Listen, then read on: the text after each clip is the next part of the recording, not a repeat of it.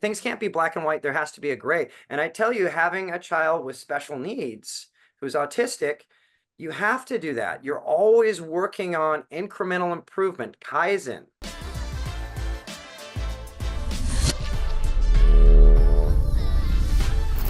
Welcome to the Satori Lifestyle Satori Masters Podcast, the ultimate resource for ambitious, hardworking school owners that want to get their business and their life to the next level. My name is Dave Kovar. I'm a lifetime martial artist, business owner, speaker, and author. My goal is to empower listeners with the knowledge and the tools they need to break through barriers and really get their business and their life to the next level. Thanks for watching and enjoy. Welcome to the Satori Lifestyle Satori Masters Podcast. I'm your host, Dave Kovar, and with me today is a very good friend of mine, Mike Valentine. How are you, sir? I'm doing great, sir. Thanks so much for having me on. Oh man, it's happy to have you on the line. Mike and his wife Karen run an amazingly successful school in Marin County, just outside of in Corte Madera, just outside of San Francisco. Did I get that right? You got it perfectly, sir. That's us. And you've been in business for how long? Gosh, about 30 years now. It's crazy, man. And actually, you and I go way back. We met on the mat at Cesar Gracie School about 30 years ago. It's true, like 1994, I believe. Yeah, that's crazy. It's Right. like amazing, man. Yeah, blink of an eye, sir. Yeah, you were only 5 years old and I was 12 at the time. That was it. It was amazing. Yeah, and so Mike is one of those guys. I'm just going to speak just kind of openly. Is one of those guys that just kind of keeps to himself. You don't mind me just kind of doing your own thing, but does an incredible job and is a wealth of knowledge and likes to research a lot of different things regarding what we do. And I always learn so much from you in our chats, and we chat pretty regular. I thought, man, Mike would be a great guy to have on the episode. So there's a bunch of questions I want to ask you, but for starters, just give me a quick background of your kind of like your journey to your martial arts journey to where you are. When you start, when you open up, all that kind of good stuff. Absolutely. So I started way back in the dark ages in the 70s. I was getting bullied in school, and a young man who was held back a grade was kicking me in the shins, and my mom saw the bruises on my legs, and the school really wasn't doing anything about it. So she brought me down to our local Taekwondo school. I was living in McLean, Virginia at that time. Okay. And I was the kid, so I went in there and I really didn't get it. I was the kid who my mom would drop me off. I was probably about 6 years old. I'd go into the bathroom, put the gi on, and back then you had ties for everything. Yep. I would walk out the bathroom and literally my gi would fall completely off. And much to the dismay of my instructor, Master Kim, who just kind of was an old school gentleman from Korea who had seen a lot. Yep. Yeah, and he kind of suffered through having me in class, and I left it after a while, then kind of returned to it in my later years, doing Taekwondo, Kempo, and then JKD and competing in boxing, and then the UFC happened, and that was a big thing. I'd done a little bit of wrestling and judo also in that time, and I guess the thing that I was lucky to have early on is I had friends. And I was a bit of a bully, which is not a good thing, but I would always kind of test myself with them, unfortunately. And I had a friend who was a boxer, and I always thought I was something because I was competing a lot. And he showed me how effective boxing was really early on by lighting me up. And then I had a friend who was a wrestler after I had been boxing and competing for a while, who kind of showed me firsthand kind of how wrestling works. And kind of an early age, it kind of opened my eyes and it knocked me down a few pegs, which was good for me at the time, quite frankly. Sure. It's funny. As soon as you said, I have this vision of me being about 14 or 15 years old, going into with Tim Shaver and Jeff Fassler, two guys that we were like freshmen in high school. I've been training for a while, and my first start was wrestling. I did this, for a couple of years, but I'm a freshman in high school. I've been training for 4 or 5 months, and we have these super lightweight old gloves, and we'd put on motorcycle helmets and go in Jeff Fassler's backyard and just go to it, man. And it's kind of like in the land of the blind, the one-eyed man is king. Since neither of these guys had any training, I would usually end up being victorious. But I guess that's what you do. I think that's actually what you're supposed to do when you're 14 years old. No, I think you do. I mean, it's just kind of an extreme form of rough and tumble play. Sure. And frankly, all the research these days by a guy named Jack Pensack, who is a neuroscientist, who did all this, about 50 years of kind of looking at how social interactions, that's one of the missing components that we have. Now, ideally, I wouldn't say every child should go out there and whack the heck out of their friend with the helmet on, but there's something called a hidden curriculum of where we learn how to intuitively connect with each other, that we learn in rough and tumble play. That's really, really interesting. And that's one of the things I think martial arts should provide that maybe might be missing in a couple places. It's kind of that genuine, you're wrestling the person, you might be getting the better of them, but you have to be able to adjust your contact to make them want to still play with you. And in a sense, that is the kind of the basic, one of the ways And we learn empathy. And it's interesting. It kind of is related to sandlot play and how important that is for kids to develop. Because when we always bring our kids somewhere else to with it structured and do this, they don't learn how to interact. You put 4 or 5 kids together outside, they'll figure it out. They'll come up with rules and they'll figure it out on their own. And now they're learning how to problem solve. And I mean, I'm sure you know the science behind it because that's what you do. But I'm in line, wouldn't you say?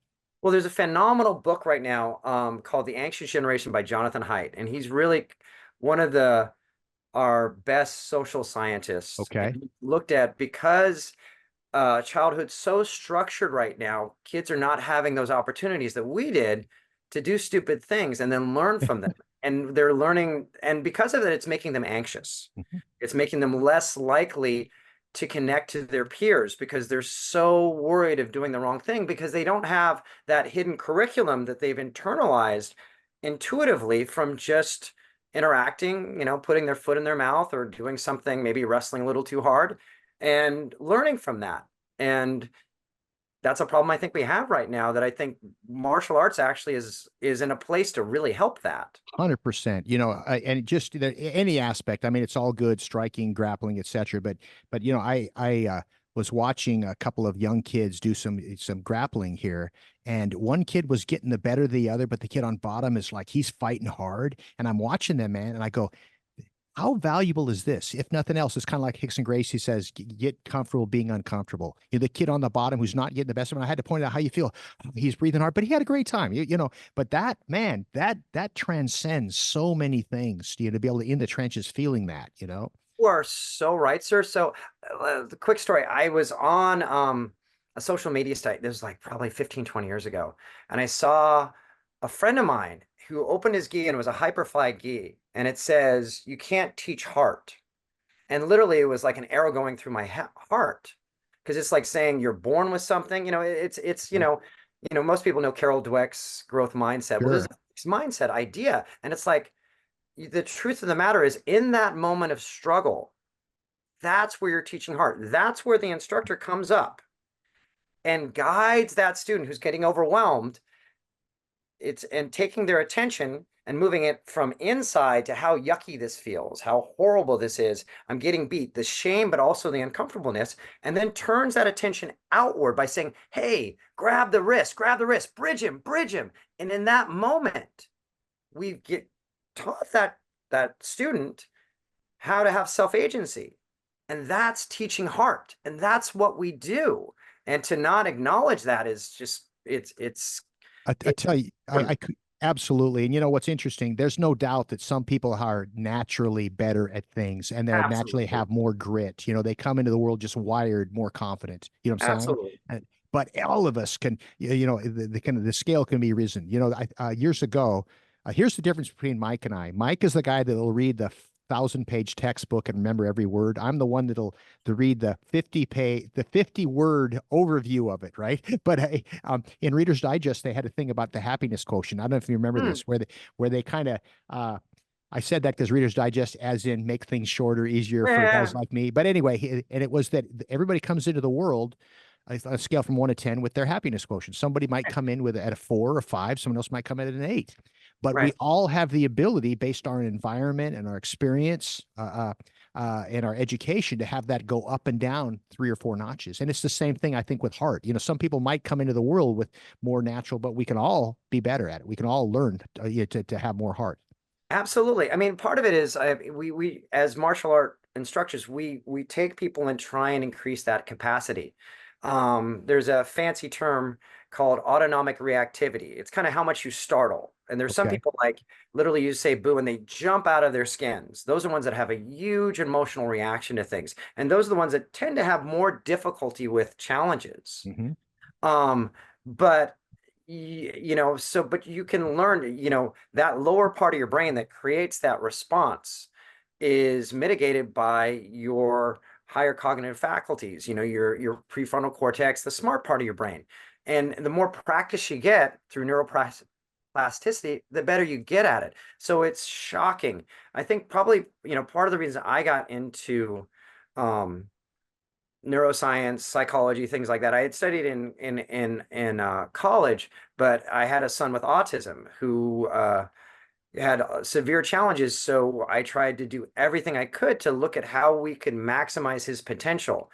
And when you see what you can do, it's pretty shocking. So having a belief in your student's capacity to grow is, I think, the most important thing. You should have an abstract vision in your head of what's the best person this can be, and you're the servant to that aim.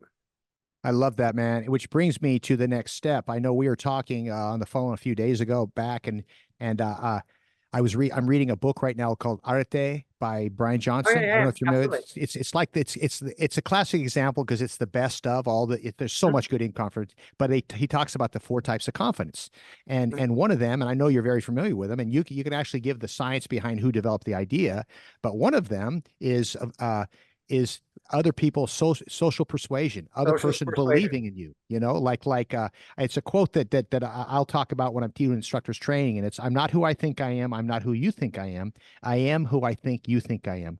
And what that means is, my teacher thinks I can do it, I guess I can do it. My coach believes in me, I guess I can do it. And that's social persuasion. So maybe elaborate on that a bit. Well, absolutely. And that's true. And that's a double-edged sword. So it came from the theory of self-efficacy from a Stanford scientist called Albert Bandura. Now, he has four things. There are four ways that we kind of look back and think if we can deal with a challenging stimuli, something Okay. difficult. And first thing is, mastery experiences. You've done it before, you can do it again. Then you have a peer, excuse me, that has dealt with it. It's, vicarious Vicarious learning, vicarious learning. vicarious learning, right? If he can do it, I can do it, you know? And these are things I teach my kids to say to themselves, to believe in themselves. And then the idea of social persuasion, that's one that's a double-edged sword because a lot of focus has been made of that as far as self-esteem. And I think one of the problems we have is, we're telling kids they're good at something, but it's not, they haven't proven they're good at something. So that goes back to Carol Dweck's book, as far as growth mindset versus fixed mindset. So what happens if we tell them, man, you're great at this, then we know research shows that they're not going to try as hard, right? Right, So we're trying to praise their efforts, right? That's what we're praising more so than their actual. So right. Sorry, I didn't, no, you finish, you finish. no, I tend to interrupt and I'm so sorry. I didn't No, mean to. it's all good, man. I'm Well, working so on that. no, so That the whole impulse intention. control. Yeah, no, it's all good. So the whole intention here is, yeah, what you're saying, social persuasion is we have to be really careful when we do that, and we don't just say, when we encourage them to try stuff, and we encourage that we really praise their efforts, but then also we're there to see them doing things right, so we can help them to see that they were able to see what you just did. You didn't think you could do that. How do you feel right now? Right? Catching Oh someone yeah. doing something right, catching someone Yes. doing something right. And I think that's the number one role of a teacher is to catch your students doing something right. The 1 minute manager, Kenneth Blanchard Yep. said, and it really is probably of anything they can do. That's the most important thing, but it's got to be genuine. And the problem is it's not genuine a lot Yep. these days, So let me give you an example of not being genuine. And just like it's one of the, it's like fingernails on a chalkboard. You younger generation don't even know what that is. Okay. But guys like Mike and I do. It's the real, because now they don't have, they have whiteboards. It's not the same. But is that at the end of class, you have this kid that's there because his folks have him at your school because it's kind of a behavior issue. He doesn't pay really good attention. And at the end of class, you're going to, and he did a mediocre effort for 10 minutes of class. He was okay. And the instructor high fives and says, good job today, Bobby. And man, he didn't do a good job. He We didn't. want to give him some feedback, but how would you, because there's something I can find a positive interaction. So walk me through that. I'm in your class today and it's a 45-minute class. And by the way, let's just set it up. I'm getting better. I'm saying I'm Right, getting better. absolutely. And so I paid attention for 7 minutes of class today. I gave a pretty good effort for 5. End of class, I'm walking out the door. How do you how do you, what feedback do you give me that wants me to come back, but is also realistic? Absolutely. The first thing is this is before they get on the mat, you have to show that you care about them. Every single class, and I did this part of it because of talking with you, is I spend time every single person I get a connection with. And I talk about them and I ask them how their day was. And you ideally want to talk about something friendly, something that's Mhm. unrelated to the activity you're Sure. doing. So it shows you like them. You say their name, things like that, and you don't ignore them. They are important to you. That's the first thing. So you have to have put something in the emotional bank account before you draw from it. So I would say build rapport. Yeah, they, Build yeah, rapport yep. and consistency and, Hmm. and make it a habit. Every single time before class, you talk to every one of your students, one way or another and something. And it doesn't take that long. I got 30 students coming in. I get 5 minutes. I'm doing it. Could be a high five, could be a knuckles, could be whatever. It doesn't matter. They need to know you care about them. And then ideally, the people that have the most challenges kind of get the most as Hmm. far as you need to know because you're going to have those negative withdrawals. Some people are going to, you're just trying to give them feedback. They're internalizing it as something, oh, I'm less than. So that affects them. And they get it all. And the thing is, they're not just like it here in the dojo, they're like it in their entire life. They're Hmm. getting more negative interactions than other people. So you have to be honest with them. So you start off by connecting with them, letting you know you like them and you care about them. But when they come on the mat, you're honest about them. Using praise, correct praise.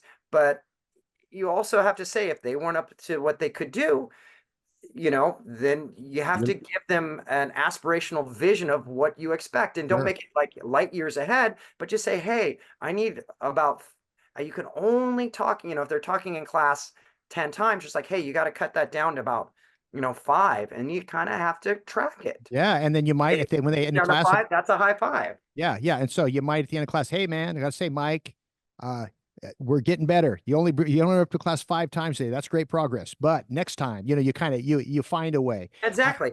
I mean, you can't have a zero tolerance. Yep. I mean, like things can't be black and white. There has to be a gray. And I tell you, having a child with special needs who's autistic, you have to do that. You're always working on incremental improvement, Kaizen, Yep. 1% improvement towards a goal. And that's going to get them in that way. Love it. So things are Love it. gray and and you have to have patience. And it's the long-term So connect. I have 3 rules. We call it the rules of 3 for working with challenging students. And you've probably heard them before. Number 1 is build rapport. That's just what you're talking about. Try to like them. I don't know about you. I had plenty of teachers I didn't like when I was going to school, and I didn't do as well for them as I did for the ones that I like. I think that our students need to respect us, but it's not, but they should also like us. So that's what you talk about. Build rapport, right? Because this, doesn't work. They're already getting that from Uncle Bob, the principal. They're already getting that, right? So number 1. Number 2 is give them clear expectations and feedback. Tell them what you expect out of them, and then let them know how they're doing. And number 3 is what we already talked about: catch them doing things right. And I think what's also important when you have that kid to understand that you're not going to fix them overnight. All you're looking for is progress. Are they better than they were a month ago? If the answer is Right. yes, guess what? They're probably going to be better in a month from now than they are now. Right. And there is a point, and then also keep your standards strong. If they're not meeting the behavioral and skill standard for your style, don't pass them forward. It Yeah, is what it is. I mean, yeah, and super important. yeah, And you can't do that. And I think that's, there people are bringing their kids to us for confidence, but real confidence comes from competence. mhm. You have to have real moments of mastery to draw from, like all those thousands of moments of doing your best when it's hard. And that creates your idea of who you are as a person. Okay. And if you don't have those, you're basing it upon someone saying you're good. Mhm. And when you're under stress, your intuitive mind goes to those moments of mastery and has a hard time going to those that It's someone saying, "Hey, you verbal said I could do it." persuasion. Right. I got you. Yeah. No, I No, think it's such an important point. And that's why as instructor, man, it's tricky. It's more art than science, finding how hard to push somebody and when to back off. But one of the things that as I see it, I'm sure you see it too, is so many parents want to make things easy for their kids. absolutely. And it's actually that in the struggle is the growth, right? And of course, you don't want them. You want to set them up for success. I mean, you want to give them goals that are they have to stretch goals, but maybe they're still realistic, right? So over time, what happens is they they start doing things that they didn't think they could, and they build on that. And I think what's also important for us is, and I already touched on it a bit, but is make sure that we acknowledge. So a lot of people that lack confidence that have accomplished amazing things, but they forgot. And so it's Right. almost like if Absolutely. people can take inventory of past successes, it's going to give them more confidence in their current challenges. So it's not just being successful, but remembering that success, because that way you can really call upon that. Absolutely. I mean, it's a key factor because, we all have those. I mean, that's what a good coach does. You're about to go into the ring and you're questioning yourself because you have that feeling of adrenaline and it's going.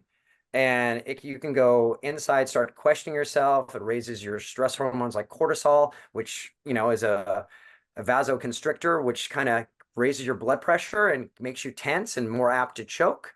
Or you start embracing, like you start having those memories in your mind of, oh, I fought that guy 3 months ago, or this guy, and he was super tough. I got this. I'm going in. And then all of a sudden, you don't have that level of cortisol and you're in the zone, Hmm. Hmm. and that's what a good coach can do. And that's what a good sensei can do. Um, so I think, it's important. And then having those moments of, struggle, as much as they possibly can. But, we have to realize where our students are coming from. Right. Not everybody's going to be on the wrestling team. All right. Some people will start wrestling. Ready to elevate your martial arts teaching skills to the next level? Join us for the next Kovar's Instructor Bootcamp. Learn from experienced martial arts trainers through interactive workshops, dynamic demonstrations, and hands-on training. Refine your teaching strategies, enhance your communication skills, and deepen your understanding of how to lead a successful martial arts class. Enrolling you and your team will emphasize personal growth and leadership skills, empowering them to become more confident and capable leaders. This, in turn, boosts your school's reputation, attracts new students, and contributes to long-term success of your academy. Don't miss this chance to take your teaching skills to new heights. Register now and take your martial arts teaching skills to the next level. And 30 people start wrestling, and usually they're people that are pretty physical, and about 10 or 12 of them are gone by the end of the season or more. So the idea is we want to Meet them where they are. Yeah, meet them where they are. And I think probably the most important thing, and one way to deal with this, is to build their physical capacity first.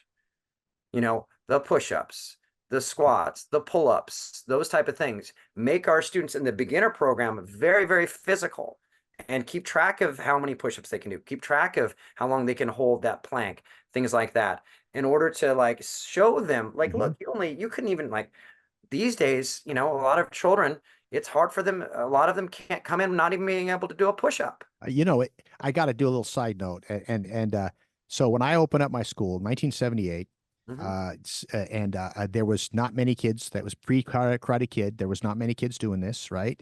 And I still had a pretty good kids program. I probably had 100 members. I didn't keep a track of stats, and probably 15 kids. The rest were all the young guys, 18 to 25, that wanted to be fighters or do karate that because we didn't have MMA back then, right? We didn't have jujitsu back then. Kickboxing was very new. Not a lot of people were doing it. So you competed in karate tournaments, but they were all the guys that didn't have a checkbook or didn't have a job or didn't want to pay, right? Yeah, Yeah, you remember sure. that market. But anyway, the kids, I used to have them do an impromptu push-up on their first or second lesson. I would see how many push-ups they could do.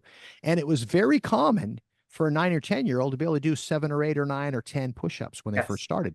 You don't Yes. see that now, man. You don't see that. I mean, it's because we were back then. It sounds so cliche, back when I was a kid, but really, after school, we were on our bikes. We were riding, we were climbing trees, we're jumping off roofs. And so you're naturally getting that strength. And now a lot of kids spend their time, being less physical. And so now we have kids coming to school that literally can't do a push-up. It's pretty sad. That's why they need us. Yeah, Yeah, yeah, 100%. we need a place for, there are certain people that come in here that are born warriors and need a place to battle in a way that's socially acceptable. And Right. Yeah. we're here for them. And I love that. and they need to just do it. And we need to give them a place, whether it's, intense sparring, jujitsu competitions, whatever, there needs to be a place. And then we have to have a place for people to bring them forward so they can kind of become stronger and stronger and stronger with this, a slower process. And so we have to be able to do both. And it's I really, got to stop you. I just wrote that line down. I absolutely love that. Some people are born warriors and need a place to battle that is socially acceptable. I think that's golden. That's golden. Yeah, really good. and I mean, it's part of who we are. And it's, in our culture right now, it's difficult sometimes for people to navigate this. And so, the dojo is an acceptable place for people to, what did Grandmaster Ree say? Have might for right. Yeah, yeah, I love that. Yeah, it's so And true. and And that's go ahead, sir. well, I was just going to say, with back to the Born Warriors, what's really, I remember there was a time when I had very few students, but they were all really good. And I was so proud because we'd go to competitions and we'd do really well. And so I don't remember how I went, someone told me or I just came up with my own, but I realized in hindsight, the reason why my students were all good is because I scared away everybody that wasn't that warrior. All the people that needed it were gone, right? Right. And so you want to have a place where the people that I don't know about you, I've had plenty of people that started out super timid and had with very little physical attributes that ended up being warriors, right? But you Absolutely. have to ease them into things. You have to. Some people will take a big goal out of the gate, but most people you have to set them up for success and build slowly over time. You have to give them the appropriate struggle. And that's the key issue is like if you do 5 push-ups every single day, you're not going to get that strong. It's the 6 push-up that you try and you fail that you struggle, and then your body is stressed out. There's a spike of adrenaline and noradrenaline and other parts of your body that, creates an adaptive response. The guy who came up with the whole term stress, Hans Seele, had a theory, the general adaptation theory. And you had though to have that moment of stress to create the neurochemical changes to prompt stress. The first part of stress, it's neurological. It's a neurological signal that tells the body to change. So you're going to have, during that moment of stress, it's aversive. It's not something you like, but you're going to have to embrace it. So how you look at stress is incredibly important. He had 2 ways. There's distress, where you feel like it's knocking you down and it's bad for you, or eustress, good stress. And a lot of it has to do with how you appraise it. How are you appraising it? You might have rolled with Rocky, and Rocky's really tough and he tapped you 4 times. You can appraise it in a negative way, and then you try and not ever roll with Rocky. Or you can roll with Rocky and say, hey, he got me 4 times, but I got out of a triangle. I got out of his guard and I did this. And maybe you got 2 moves right and he did 200 moves on you correct, but you keep your You called that eustress? Pardon? Eustress? What did you call that? Eustress. It's Greek for positive stress that Eustress. creates adaptive change. Eustress. Eustress. EU stress. I love it. I I'm love it. pretty sure. So, Yeah. and I mean, that's what we're supposed to do. And sometimes, people ask me what you do, and I say, well, how are you going to help my child? And I'll say, oh, I'm going to give them challenge and stress. And their eyes will kind of open a little bit, and I'll tell them why. And you have to have that 6 push-up that is difficult for you to change. And, it's the same thing psychologically. However, you understand that one of the things that makes people not want to participate is people evaluating them negatively. We automatically go into any social engagement with multiple people in a hierarchical fashion. We kind of like jockey for position. And it happens intuitively. It's not something rational. It just happens. And we adjust our behavior because of this. And they've shown it, social psychologists have shown it for decades. And it just is what it is, unfortunately. Within that, one of the things that stresses people out the most that is bad, which is distress, is shame. Feeling like being ostracized from the group, Yep. or your social position is moved down. So when you have a student go with another student, you have to, every student in every rolling match or every sparring match needs to be put with the appropriate person. So if you just say, okay, everybody get a partner, Right. well, guess what? You're going to always have someone getting their bum kicked. And, and some people feel it's shamed by it and they don't want to participate. But if you just make sure as best you can, have them roll with a person that's appropriate for them. If you don't have that person, then have them roll again with that person. Right. I have a couple comments on that. I think it's a really important point. Is that like I don't get it right all the time, but sometimes I do. And we had there was a presentation where I was in front of I was doing a class and I was calling on kids to ask questions. And whatever the question was, it was one of what we call the black belt questions. It might have been, who is a mighty person? And the answer is one who has control of their emotions and can make friends of their enemies, right? That's that. And anyway, this kid raises his hand all excited and stands up, and there's 150 people in the room, and totally gets stage fright. You know what I'm saying? And he can't answer, and I'm there, and he finally he took a breath. He said, "Take a breath, buddy. You got this." And he got through it.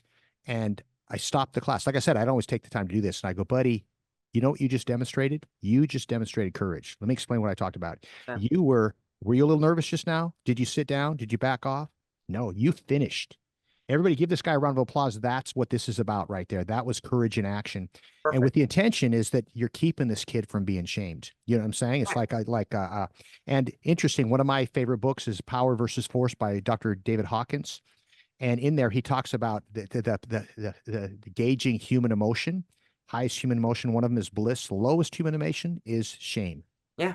Yeah, that's the one. That's when people do bad things to themselves and others, is when they're feeling shame. And the more we can do, and it's a lot of the story they're telling themselves. But as coaches and teachers and senseis, we can also help reframe the stories that they're telling themselves. So after they do go with Rocky and get beat up, hey man, you just hung with a kid that weighs 15 pounds more than you. He's been training for a year and a half, and you hung with him. And I saw you get out of that triangle, buddy. Way to go, man. You are a warrior. You demonstrated warrior skills. All of a sudden, he feels completely different when he sits back down. And take that, and in a way, maybe like, I think, having those moments of struggle and letting the whole class know, understanding this is part of our mat culture, is that if you struggle, you're being a warrior. I mean, what is that? I think it was I don't think it was I think it was Carlos Gracie would say, I remember it would say, you win or you learn. And I said, Yeah. I usually tell that to my kids, but I also say, you win, or you win or you learn. You only lose if you're not trying your best. Mm-hmm. And you try your best and you lose, that's okay. You struggled. You're doing something that many people are unwilling to do. You're being, as you said, brave, and that is admirable. Own it, please. Well, that Coach John Wooden, of course, the famous UCLA basketball coach, he would talk about I think he had 10 national championship teams or some number like that, considered one of the greatest coaches ever. I don't know how much you've studied everybody. Have you spent much time looking into his stuff? No, not enough. I actually You should. want You to. should. I should. Yeah, he's amazing. But one of the things that he would talk about is that, hey, man, he was all about process, right? He says some of my best teams were not the championship teams. They were the ones that reached closest to their potential. And what I'm looking at is your best effort. That's all you can control. Whether you win or lose, did you try your hardest? Did you put your spirit into it? And it's something that, like I said, a good coach has got to be a good sensei, has got to be aware of that and be there to catch that, because that can change someone's perspective of how they view themselves forever. Those moments are pretty priceless. And I think focusing on the process is essential, because it's the process that we have that a person can take. Tom Callis had a famous quote, out of the dojo and into the world. And he's 100% right. It's the process that we instill in here, the work ethic, moving towards something, trying your best when it's hard, all those type of things. Those are the things, that we want people to understand. This is a global behavior, not just done in this environment, because a lot of our behaviors are environmentally specific. So this is the expectation that I think, part of the black belt is, when we tie it around their waist, is this is the expectation of who I feel you are. and you have to live up to that, outside the dojo. And Yeah. it's an important message. Good stuff, man. And one of the reasons why, you continue to be successful all these years. And by the way, that doesn't mean it's easy. You got to have that, success is ongoing. You know what I'm talking about? Like you and your Sure. your wife do just an amazing job at your school. I've been there. Your students are courteous, polite, but super highly skilled, right? Super highly skilled. Just like you do a great job with that. But this is something you got to every day you show up. You got to be there for that because you're successful now. But try not doing your job very well for a month and see what happens, right? Right. But here was what I was setting up is that you're still very passionate about this. What would you tell a school owner that maybe, man, they're kind of burned out? They didn't recover from COVID, and they're not sure what the heck they're doing. That they're just getting by, and what would you tell them to help get them moving in the right direction? Because to me, in my opinion, all you need is momentum. You just need to be moving in the right direction. What I mean? That's all there is I'm getting better or I'm not. My school's getting better or it's getting worse. And, as long as I move in the right direction, then that's what we could focus on. So what would you tell somebody? Um, a lot of it has to do with framing things, how you're basically how you're looking at something, you know, uh, how could I put this? Well, first off, we have to let's talk about how, if you're kind of in a rut and you're having difficulty, say like you're depressed or anxious, you're usually in a neural network called the default mode. And, when you're focused, you're in a different mode. The default mode is, you're usually thinking about yourself. It kind of is, you're unlike most creatures, we kind of create a player character like in a video game. That's our abstract concept of self. It's our ego. Okay. And Okay. when we think about ourselves a lot, we get depressed, we get anxious. And they find that the more we actually think about ourselves and our plight, the worse it gets. Okay. Okay. And so, what is the thing that helps that? Well, being focused, being present. So, putting your focus on what you're doing and understanding that if you're, and just being aware of when you start thinking about yourself, when you start feeling woe is me. I'm going to share to your audience, I just lost my son a year and a half ago. And it was one of the hardest things ever. The hardest thing. I woke up, I walked in, and he had died of a seizure. So, finding a place to put your attention is unbelievably important. So I could, and it's natural for me to think about, him and how I feel about it and all those things. But when I come to the dojo, I mean, what balances that out is me putting my attention into the dojo because I feel like it's meaningful. It's giving me purpose. I'm taking people and teaching them to be strong, and hopefully I'm giving them tools that they can take in order for them to live a better life. So for me, that pulls my attention in. And I could have had 20 students or 200 students, 300 students, 400 students. I don't care. It's Hmm. it's the path that you're walking in order to help others that's going to bring you out of yourself. So But I would say thanks for that's what sharing I'd that, say. man. Thanks for sharing that. That is, it's my heart goes out to you. By the way, I see Levi every day. The "You're Awesome" sticker, I have it on my coffee mug, and every day I see him. Just so you know, it's That's awesome. so I as a matter of appreciate fact, it. felt like running upstairs and grabbing it because it's just a short distance away to show you. But yeah, uh, and so and we've talked a bit about this before with this is that really in a lot of ways, uh, going through what you had to go through, what you did, and you and Karen both, you poured your spirit, you poured your time into serving others. Is kind of how you dealt with that. Well, one of the things that happens is when actually you start paying attention to others, or when others you're helping, a few people would come up to me with their problems or their challenges, because I'm, as a martial artist, you tend to be a mentor, and then they would stop themselves thinking, oh my God, I don't want you to talk about this trivial thing. It's a huge big deal, but it's not like a death of a loved Right, one. right. I would say, oh my God, please give me the opportunity to connect.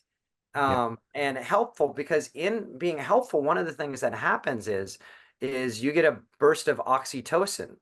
when you're connecting with that person, when you're helping that person, when you're and with that oxytocin, that's one of the things that helps you bond yourself to another person, but it also it engages what's called your parasympathetic nervous system, the rest, digest, calm down, and relax and feel good about things and feel content. So helping others actually helps yourself. Yeah. Yeah. And It's so powerful. So back to this kind of the question with the school owner, just to kind of, I'm going to say it a little differently. Mhm. What I would tell that person, and I find this really valuable. We've all had challenges to go through. I've had nothing like the challenge you've been through. But there's the phrase, my problem, your problems are bigger, I can see, but mine are happening to me. We still got to deal with stuff, right? Sure. And I find nothing is better than a good, productive day. You know what I mean? Like where you pour yourself into your students and you know, that feels good. But I wrote down 3 words that I think are super important. And there's probably more, but you're feeling a little low. First off, if you're a school owner, pour yourself into your students. Like, you Yeah. take action, man. Don't sit around thinking what's going to happen, because what takes us out of the present is fear for the future, regret for the past. So Sure. we could focus on what's going on. That's going to make the big difference. But then exercise, service, and practicing gratitude is a really good way, to kind of get us feeling better about things. Well, practicing gratitude is really, really important. You have, basically in our brain, we have a radar in our brain on both sides. It's called your insular cortex. And it looks for what's important in your body first. Is your body feeling good? But then it looks outside and what's important in the environment. And it kind of puts things kind of first things first. And what happens is you can program it. That's why, those gratitude notebooks, when people write down multiple positive things at night, well, what happens is it programs your radar to look for those positive things. And then when you start looking for those positive things, you start recognizing them in your environment again and again and again, rather than recognizing the negative things that pull you into that default mode network, where you get into that I'm going inside myself loop. I'm going to feel anxious. I'm going to feel depressed. I'm going to think about me. Well, no, I'm going to go out and think about what's good in my environment. And then that'll cue me to be present, It, be right there, right in that moment, because that's a key too. Not thinking in the future, not thinking in the past. That also turns the default mode on. it's nothing wrong with planning for the future, of course, but you got to live in the Absolutely. present. And as a species, and once again, you can give the science behind this because that's who you are. But we're wired for negativity because that's what kept us alive.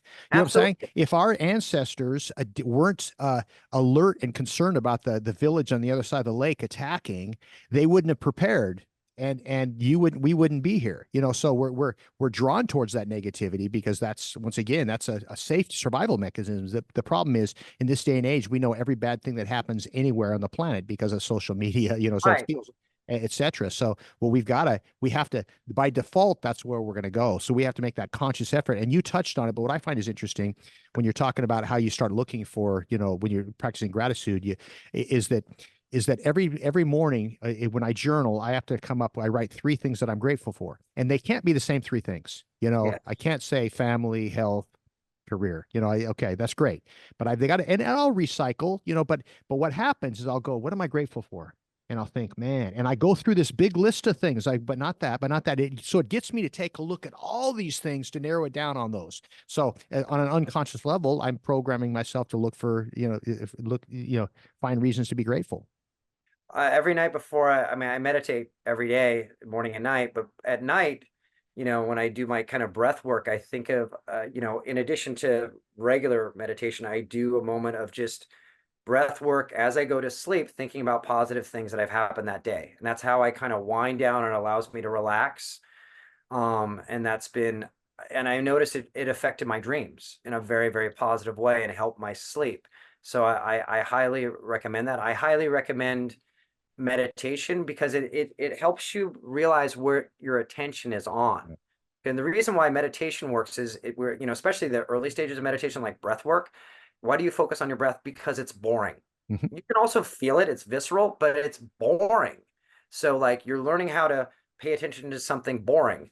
And then when your mind, invariably moves to something else, you recognize that. And just that process of recognition of being focused on something and not being focused is huge. Andrew Hoberman, the famous neuroscientist from Stanford, says that's the skill you want. That's the most important thing. And it doesn't take long. It's just recognizing you could do 10. Wow, I'm distracted. Let me get back on track in that moment. Exactly. Yeah. And then you just pull yourself back. And then I heard this analogy that I think just sums it up so well, because I couldn't agree. How many times have we heard, I also am a meditator, right? Is that how many times have I had someone say, I'd like to meditate, but I get too distracted. And that's the whole point, is drawing that's the whole yourself back point. in. But the best, by the way, that's why I think people should start with some kind of moving meditation. In Japanese, it's called kenhen, because it's virtually impossible for the brain to move fast and the body to move slow. So if you slow the body down, the brain has to slow down to match that, right? As long as it's like a difficult movement, like a balance drill, or that's, I think, the benefit of Tai Chi. The analogy I heard was, imagine you have a baby that's just learning to crawl, and you bring it to the beach and you put it in the middle of the beach blanket, okay? And you look over and you realize it's crawling towards the edge. What do? You just gently pick it up and bring it back to the middle. And that's when you find yourself being distracted. You just go, wow, I'm a bit distracted. Let me go back to my breath again. And that's really the lesson, is learning to kind of redirect, recenter. That's a beautiful way of describing it. I think it's one of the best ways, because people do get, it's difficult, and the mind naturally disengages. Yeah. It's actually shocking how much it does. And part of it's a natural processing of kind of bringing short-term important things from short-term memory kind of into more long-term memory. So there's a cycle that goes on there. So as you kind of change neural networks in order to encode those memories. So it's part of who we are, but we're trying to strengthen that capacity. And that's, that's part of martial arts too. Like, how can you focus on the things that are going to serve you rather than the things that aren't? I mean, that's kind of the crux of any mental training. Yep. Love it. Well, hey man, we have this has been a great conversation. I try to keep the podcast short just because, and Sure. we've already gone way longer than I normally do. And you and I, as you can tell anybody listening, the two of us, we can both, we can talk a lot. We think very similar, and I learn so much from you all the time. And I really appreciate you being on the show. And I'm going to ask you back another time so we can continue this conversation.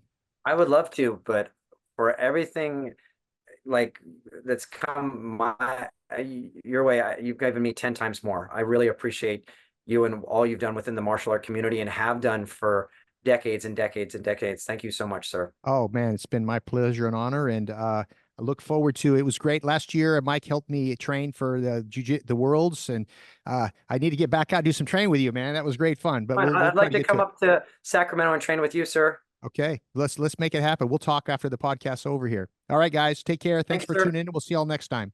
Thank you for tuning in today to our podcast. I hope you found it valuable and inspirational. To stay connected, please subscribe to Apple Podcasts, Spotify, or wherever you go for your podcasts. If you enjoyed today's show, please give us a 5-star review. And we really sincerely would appreciate some feedback. Your feedback helps us to create high-quality content that will help others in the future. If you'd like to follow me, you can go to Dave Kovar on Facebook or Hanchi Dave Kovar on Instagram. Thank you so much for watching, and I'll see you on next episode.